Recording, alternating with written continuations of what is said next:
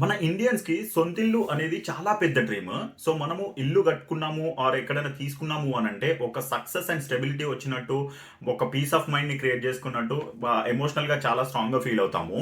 So, మనము ఇలా ఇల్లు కట్టుకునేటప్పుడు అక్కడ మనము మన ఫైనాన్సెసే కాకుండా మన ఎమోషన్స్‌ని కూడా ఇన్వెస్ట్ చేసి మరీ తీసుకుంటాము. సో, ఇది చేయడానికి మనము బ్యాక్‌గ్రౌండ్‌లో చాలా రీసెర్చ్ చేస్తాము. లైక్ మనం తీసుకునే ఇల్లు మన లైఫ్ స్టైల్‌కి తగ్గట్టుగా ఆ లొకాలిటీలో ఫిట్ అవుతుందా లేదా? అక్కడ మనకి సరౌండింగ్స్లో అన్ని ఫెసిలిటీస్ ఉన్నాయా లేదా, లైక్ ట్రాన్స్పోర్టేషన్ కానీ, స్కూలింగ్ కానీ, ఫ్యూచర్ జనరేషన్ వాళ్ళకి జాబ్ పర్పస్ కానీ అన్నిటికీ యూటిలైజ్ అవుతుందా లేదా అనేది ప్రతిదీ డ్రాఫ్ట్ లాగా క్రియేట్ చేసుకొని చాలా ఇన్ డెప్త్ రీసెర్చ్ చేసి తీసుకుంటాము. హలో, నేను శివాకరణ్ తోతు.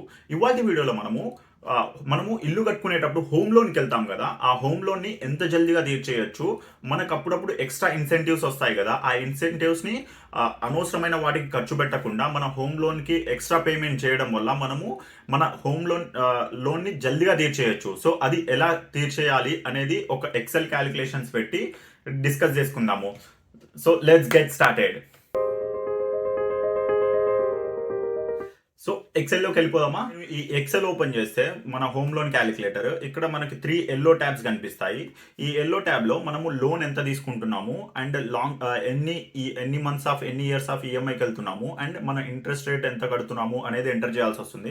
లెట్స్ సే మనం 1 crore ప్రాపర్టీ తీసుకుంటే అందులో 25-30% డౌన్ పేమెంట్ చేస్తాం కదా. సో మిగిలిన అమౌంట్ మనము హోమ్ లోన్కి వెళ్తాము. నేను ఎగ్జాంపుల్గా ఇక్కడ 60 lakhs లోన్కి వెళ్తున్నా అని అనుకుందాము. సో ఈ 60 lakhs అమౌంట్ నేను 20-25 ఆర్ 30 మనము రీపేమెంట్ చేసే కెపాసిటీని బట్టి లోన్ టెన్యూర్కి వెళ్తాము. నేను 30 ఇయర్స్కి వెళ్తున్నాను, 30 ఇయర్స్ ఈఎంఐకి వెళ్తున్నాను. సో మనము ఇప్పుడు కరెంట్ ఉన్న interest rate like major banks వచ్చేసి Kotak Mahindra, HDFC, Axis, ICICI ఇవి ఎంత ప్రొవైడ్ చేస్తున్నాయి అండ్ ఎవరైతే తక్కువ ప్రొవైడ్ చేస్తున్నారో వాళ్ళ త్రూ వెళ్ళడం would be ideal choice. So ఇప్పుడు కరెంట్ ఉన్న ఇంట్రెస్ట్ రేట్స్ లైక్ 8-10% వ్యారీ అవుతుంది కాబట్టి నేను 9% ఎంటర్ చేస్తాను. సో 9% ఎంటర్ చేస్తే మనము మంత్లీ ఈఎంఐ వచ్చేసి 48,277 రూపీస్ పే చేస్తున్నాము. అందులో total payment without extra payment వచ్చేసి మనము రీపే చేసేది like including principal and interest amount వచ్చేసి 1,73,79,848 రూపీస్. సో ఇక్కడ మనము ఈ చార్ట్ లో చూసుకుంటే మన టర్మ్ వచ్చేసి 360 months. సో అందులో మనం ఎక్స్ట్రా పేమెంట్స్ ఏం చేయట్లేదు కాబట్టి ఏం టైం సేవ్ చేసుకోవట్లేము. సో మన ఇంట్రెస్ట్ వచ్చేసి కేవలం మనం 60 lakhs అమౌంట్ తీసుకుంటే మనం ఇంట్రెస్ట్ పే చేసే అమౌంట్ వచ్చేసి 1,13,79,848 రూపీస్ అన్నట్టు, లైక్ డబల్ ఇంట్రెస్ట్ని కడుతున్నాము. సో ఇమాజిన్, దీన్ని మనము ఎంత ఎంత తక్కువ చేసుకోగలిగితే మనము అంత అమౌంట్ని అండ్ అంత టైంని మనం సేవ్ చేసుకుంటాము. అది ఎలా చేస్తాము అని అంటే ఎక్స్ట్రా పేమెంట్ ట్యాబ్ అనేది నేను పెట్టాను. ఈ గ్రీన్ కలర్లో కనిపిస్తుంది కదా, ఇది extra payment tab. So let's say మనము ఇప్పుడు బ్యాంక్స్ ఉన్న కండిషన్స్ పెట్టేది ఏంటిది అని అంటే 24 months వరకు మనము ఎక్స్ట్రా రీపేమెంట్ అనేది చేయలేము.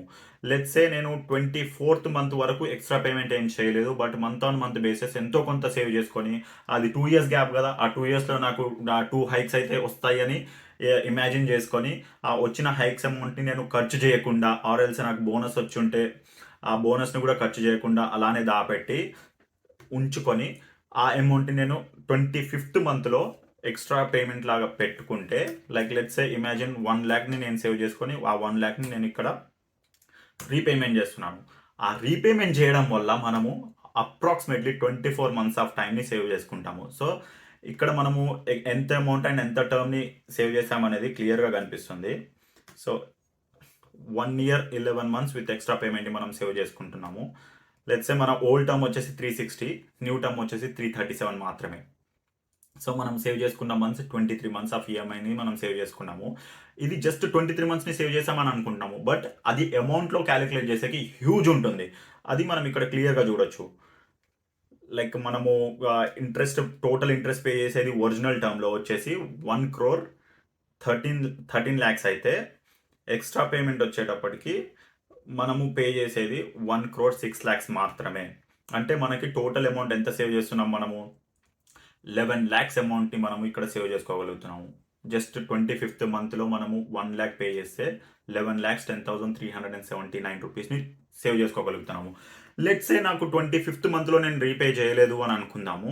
ఆ అమౌంట్‌ని సేవ్ చేసుకోలేదు ఆర్ ఏదో ఒక ఎమర్జెన్సీ పర్పస్ వాడేశాను. బట్ ఈ ఎక్స్ట్రా పేమెంట్‌ని నేను imagine 67th or 64th month ర్యాండమ్‌గా లైక్ 4-5 ఇయర్స్ తర్వాత పే చేశాను అని అనుకుందాము. అప్పుడు మనం సేవ్ చేసుకునేది ఎంత ఉంటుంది? జస్ట్ అప్రాక్సిమేట్‌గా 19 మంత్స్ మాత్రమే. సేవ్ చేసుకున్న అమౌంట్ ఎంత ఉంటుంది అని అంటే జస్ట్ 8,68,000 మాత్రమే. 8,68,000 మాత్రమే మనం సేవ్ చేసుకుంటాము.